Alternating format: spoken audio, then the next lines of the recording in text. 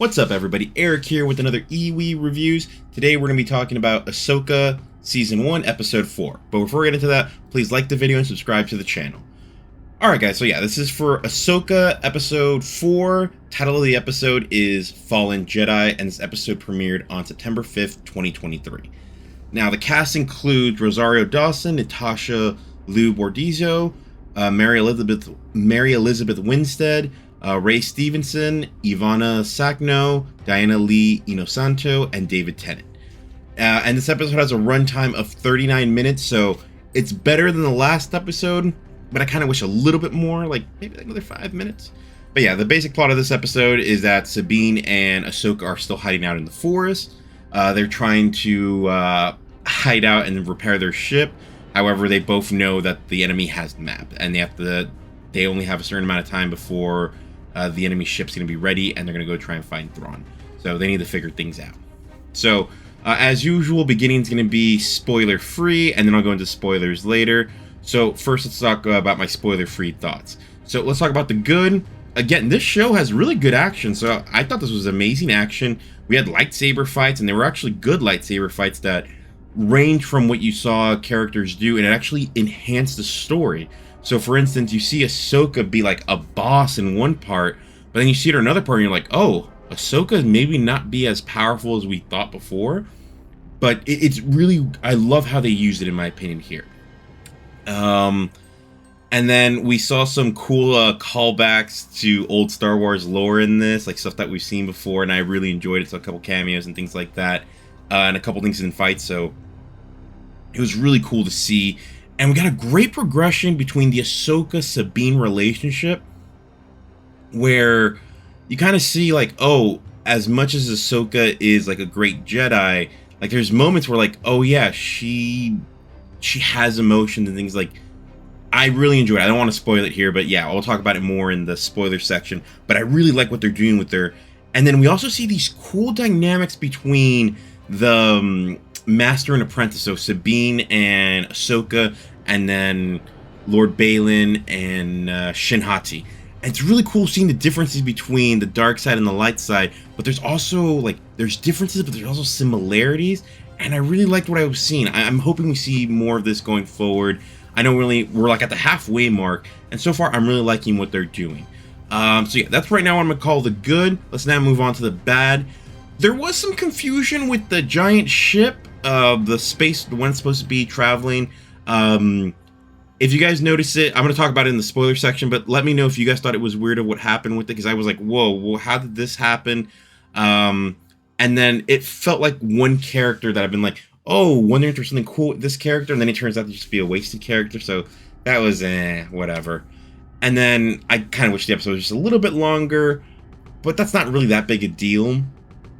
And then something that I feel already is going to piss me off for the next episode. I think we're about to change the rules of the universe in the story, so we'll see how that goes. Oh, something really cool in the good that I forgot to mention. The cliffhanger is amazing. This cliffhanger was worth the wait, and I'm so glad. I was all for it. So let me now move on to my score, guys, because I want to get this part done quick before we get into the spoilers. I'm going to give this episode an 8 out of 10 for great. I really enjoyed this one. I thought the story, I think, was moved way better in the action this week than I thought last week. Not that last week didn't have great moments, like last week's episode with Ahsoka doing that outside the ship stuff. That's probably the coolest thing we were probably going to see in the entire show, when she destroyed that ship outside in this moonwalk. That was amazing. I don't think we're going to beat that scene. However, I didn't think the story moved as well with last week's action compared to how it was in this week's action. So yeah, but I'm still giving it an 8 out of 10. I thought it was a good balance this week, and I can tell, like, oh, where are we heading? And this show just feels like it has a better direction than I feel a lot of the other Star Wars shows had so far. So yeah, I definitely recommend you go watch this. Now, for those of you that are not going to be joining us for the spoiler section, please come back once you watch the episode to check out the spoiler section. I really thought this episode was really well made. I'm going to talk about that in the spoilers. But yeah, guys, please subscribe to the channel and let me know what you guys thought. So yeah, I'm going to give you guys your warning now for the spoilers. So 5, 4, 3, 2, 1. Alright, so start of the episode's pretty basic. They're still repairing the ship. It's not 100%. Remember, they were in that battle from the last one. So Huen is trying to fix the ship, while Sabine and Ahsoka, I don't know what they were doing. I think Sabine was actually trying to repair it. I don't know what Ahsoka was doing during this time, maybe getting ready for battle. And then we see this cool convo between Sabine and Ahsoka, and we're going to have another one in a little bit. And you can kind of tell Ahsoka's like, you know that the enemies are like, they're ahead of us. At this rate, we see that they have a ship that can head over there. If we have to destroy the map. And you kind of tell Ahsoka, like, I mean, Sabine doesn't really want to do it. She's like, she's telling her yes, but it's like, Ahsoka's like, I don't think you want to do it. She's like, you care too much about Ezra and you really want to see him again. That she doesn't trust that she's going to do what needs to be done. But then we see that the enemies have located them, and they're going to send their forces to go get them. So that's going to be the next thing. And then we have another conversation, and we're seeing Ahsoka now getting in her Mandalorian armor, and I'll talk about the armor in a second. But you can tell, like, they're in this conversation. Ahsoka does not believe, like, she's not saying it directly, but she's like, you got to make sure that the mission is more important than your feelings. But you can tell she does not believe Sabine's going to be able to do that. And we'll see in a little bit why. So now we see Huen, he's out there, and then another droid comes in and starts beating the crap out of him, but they get into a fight. It's a really cool fight, but Huen isn't going to win this fight, so what he does is he needs to, like, let them know, hey, you need to come out here. So he kind of, like, messes up the ship, and that lets Ahsoka and Sabine, like, go, oh, crap, let's go out there. And they go out there, and we have, like, our first fight, and then we see Ahsoka and Sabine beating the crap out of these guys. This seems like their first, like, this is like, oh, this one's a pretty easy fight for them. They do a really good job. They beat them all. And right here you can see, once the battle's over, you see, like, I really like during the battle, you can see how Sabine's armor looks with the Mandalorian. It's our first time in live action seeing her fight this way. And I think her Mandalorian armor looks very unique compared to a lot of the other Mandalorians we've seen, like in Mandalorian and Book of Boba Fett. Hers has a different color palette, and I really enjoy it. Like, it's so much of Sabine's style in this. And it's something that from Rebels too, but seen in live action look really cool. Now, from here now, we see Hera's disobeying orders, and she's just leaving. She's just like, whatever. She even tells her son, like, once you're a general, you can do whatever you want. And we get a really cool cameo. Carson's back, and I'm like, well, him and Ahsoka, I think, have been in every Star Wars live action that's past Return of the Jedi. So Mandalorian, Book of Boba Fett, and Ahsoka, I believe, are the only three that are after Return of the Jedi. I think everything else is beforehand. So I'm not counting Mandalorian or Kenobi. Alright, so seeing here, we see that the enemies now, they've turned on the map, and they're making their calculations. And then during this now, my bad. What happens here is now we see the Force users, the lightsaber users, Ahsoka and Sabine now have to fight against Merrick and Hati. And this is really cool because at this point you still see Ahsoka is still the badass of the group. So it's Merrick and Ahsoka, and then it's Hati and Sabine. So round 2 for those two. Actually, round 2 for both groups. And Ahsoka ends up beating Merrick. And this was weird to me because I was wondering, oh, is there going to be some cool backstory with this character? No, it's just a waste of characters. Like, oh, Inquisitor Merrick's just beaten by Ahsoka. But she does have this cool moment where she kills him, where it's very reminiscent of Rebels, where it's Darth Maul versus Obi-Wan Kenobi, and Obi-Wan just beats him with one blow. Although they have a little bit more blows, you kind of see like the samurai movement, and it's really cool to see. I definitely recommend you go see that if you haven't already. And Sabine and Hati are still fighting. Theirs is a little bit more interesting because as good as Hati is, she's still losing to a non-Force user, where it's kind of like, why don't you just use the Force to like choke her or something? But that doesn't really happen here. Maybe she's still so young that she doesn't know how to do that while she's in battle. I don't know. But it's really interesting. But they keep fighting while Ahsoka actually leaves to go find Lord Balin. So Ahsoka now finds Lord Balin, and they end up getting into a battle, and it's really cool to see. In my opinion, this is the first time we see Ahsoka not be the badass. She was getting her ass handed. Like, there's times where it seemed like they were evenly matched, but it was pretty, like, to me, it felt like, oh no, he's kind of toying with her. He's not really trying as hard as he can, and she seems to be trying a lot harder. So this is, to me, like the first time we see someone that can actually because we really haven't seen anyone hold their own against Ahsoka, to my opinion, anywhere yet. And here now we see, oh no, she's fighting an actual master, and he is, since he actually probably finished the training, he is a lot stronger than her, and he ends up defeating her. But we do have this cool moment before that happens, where Shin Hati ends up showing up before Sabine, and Ahsoka, you can tell, like, she tempts into her anger, and she uses the Force, grabs Hati, and throws her at a wall. And I'm just like, did Ahsoka just use, like, the dark side? It's like, oh, okay.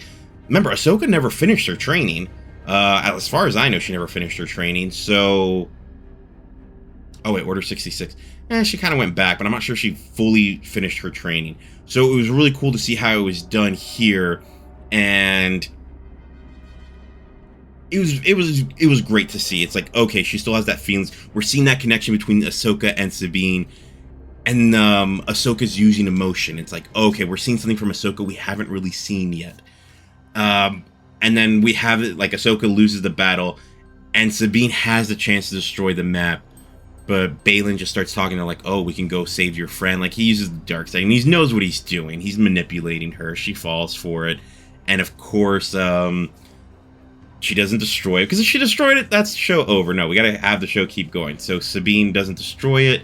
Hati tries to force choke Sabine, and this is where Lord Baylan's like, nope, let her go.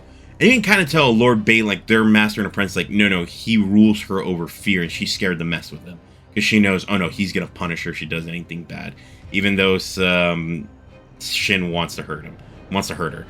All right, so from here, they end up finishing the calculations, and then Lord Baylan destroys the map so no one can follow them. And I thought, that's smart, but at the same time, I'm like, who the hell's gonna be able to follow you? You had to grab 3, like, crazy-ass engines in order to even do anything, so I was just like, nothing's gonna happen here. And this is when Hera and her team arrive, and there is this weird scene, and I don't have the picture for it, but the giant ship, and this is the scene I was talking about, comes out from the planet, and I was like, when did it go into the planet? That thing's so huge. I thought you had to build it in space. Why is it then going into the planet? And so I wish there was like a scene explaining why it did that. It never seemed like, to me, it seemed like it was always in space. Why was it on the planet? If you were just going to put it in the planet, why don't we just do that from the start? That way Sabine and team would have never found it to begin with. So that was like a weird little thing to me. But then it jumps into, what is it, hyperspeed, light speed? I don't know what it is in this, I'm sure, I'd assume it's light speed. And then they kind of do like a small Holdor maneuver, and you see some of the ships end up hitting each other, and a couple of the fighters get destroyed. It sucks to see because they didn't really do anything. And then Jason says a really cool line. He's like, I got a bad feeling about this, so this is back to old Star Wars lore. I got a bad feeling about it, so it's cool to see that in there. So yeah, this is all we see from the bad guys, and now we actually go back to Ahsoka. Now this scene's a little bit weird because we see Ahsoka, she ends up somewhere unknown. It seems like a world of bridges, maybe, I don't think the afterlife, maybe the afterlife. And then we hear this cool thing, it's like, hello Snips, and I'm like, oh, because you know who that is, it's Anakin. And we see Anakin in this form, so it's like, okay, she's in another dimension or something. And this is the thing where I think they're going to break the world. I think Ahsoka somehow is going to show up on the other side of the of the universe, or wherever they're supposed to be going, the enemies. So that was my one thing at the end. I'm like, oh, they're probably going to piss me off in the next episode, doing something world-breaking. Similar to like when Leia somehow survived that explosion in episode 8. I feel like, oh, we're going to get something cringy like that, but... You know what? So far, I've liked everything they're doing. They're going to do something like that. I'm probably going to knock it down a point in my score, but we got the Anakin return. I was like, this is how you do a cliffhanger. I was like, Secret Invasion, you could have learned from how to actually do cliffhangers correctly. But yeah, guys, I really love this episode. Like I said, I'm giving it an 8 out of 10. This is something where I'm like, this is Star Wars. This is the type of Star Wars I actually really enjoy. But yeah, guys, let me know in the comments down below what you guys thought about this. I want to continue to watch this series. I'll continue making reviews for it. But yeah, I'm curious to know what you guys think, and let me know. So talk to you guys soon. Bye.